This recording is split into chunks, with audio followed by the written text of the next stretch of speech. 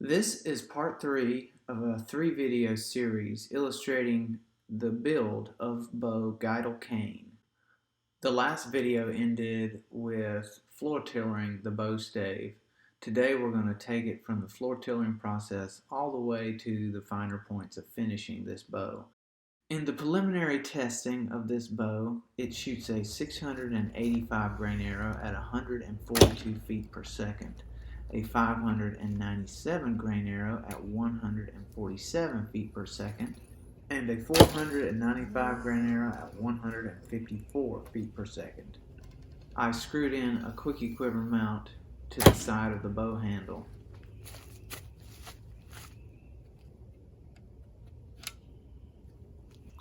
This is a better view of the tillering of the bow and the final brace height, along with a close-up of the handle. Full disclosure, parts of today's video will not be of the bow Gaidal Cain, but I do have film clips that will help me illustrate the process of building Gaidal Cain. At this point, I'm placing the bow on a tillering apparatus. I can stand back and watch the flex of the bow. This guides me to areas that are stiff in the bow limbs and need to have material taken off. Also, when observing the tiller of a bow, it's a good idea to flex it many times. Bowyers call this exercising the wood. Basically, this is a gentle way of increasing the stretch of the wood fibers on the back of the bow. Somewhere along about here, I put rawhide backing on Gaidal Cain and also gave him some Purple Heart limb tips. I did not stop to film any of this. Once I was satisfied with the tiller and the draw length, it was time to cut in an arrow shelf and shape a handle. Can always take no wood off, but you can never put wood back.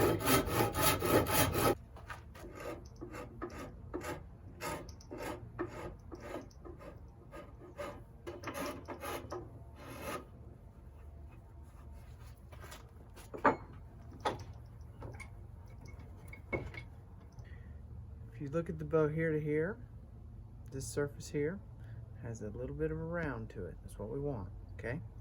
Also this way on the bow, the air's coming from you, out of the camera, toward me. You want a roundness to this, round, okay? Not a flat plane. That way the air is only touching one point here, 1 point here. That's gonna make the arrow be able to just touch and slide on that 1 point, less friction and less contact with the riser of the bow when I release the arrow. Less contact you have, the less your jerks or your flinches will alter the flight of your arrow. So it's all a good thing. And so I'm looking right here at the air pass. Looks like the arrow's only touching on the front. And then this side is gonna take some work. I'm gonna have to take this down because it's touching kind of in the middle of the bow here. Not exactly what I want, but it's looking pretty close, and that's kind of how you check your alignment. One side of Gaidal Cain had several knots, which made his lower limb have a little bit of string follow. So I wanted to correct that by putting some recurve in both tips, just to make it look nice and pretty and match. Watch as the pink hammer drifts down. Osage takes heat bending tremendously well. This condensed video was only about 4 minutes of actual time.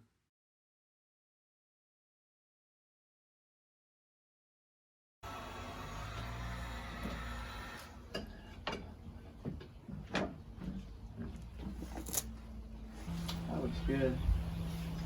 All right, Gaidal Cain rework. So this is Gaidal Cain. You see I've recurved his tips a good bit more. I did rework the tiller some. I think it looks better. And I've taken the tips down as light as I feel like I can get away with. Very light tips now. I was not satisfied with Gaidal Cain's performance on the speed testing.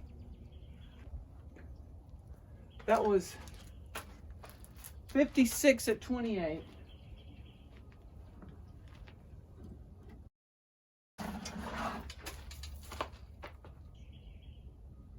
$56 at 28.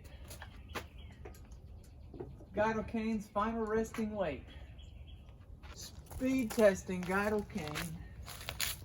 This is after lightening his tips. Very thin, very small tips. A little bit more recurve on the tips themselves. I was not satisfied with his speed on my last test. So let's see if this thing will pick it up in the late afternoon sunlight here. I doubt it. It might not. Ooh, 145.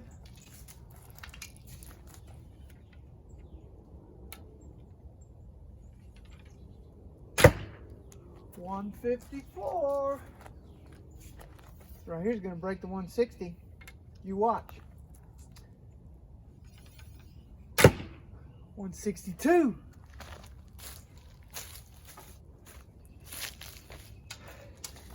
So for this speed test, I did mark the arrow at 28 inches with a white band because I'm not sure if I pulled at 28.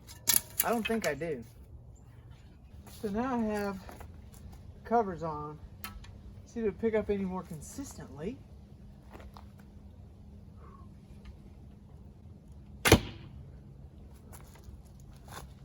Well, I like 147. That's fast. For all intents and purposes, Gaidal Cain is finished. He will get a sanding job and a clear coat finish, but my bows are not truly finished until they have killed a large game animal. Check back in with me in October and we'll have some hunting videos with Gaidal Cain. I'm flashing this graph at the end of this video to titillate some of the minds of you engineering-minded people. In the next few months, I plan to put out a video talking about the bows that I've made, their speed capabilities, their kinetic and momentum energy, and the minimum that I've found it takes to take down a whitetail deer. This should lead to interesting discussion on bow design and efficiency.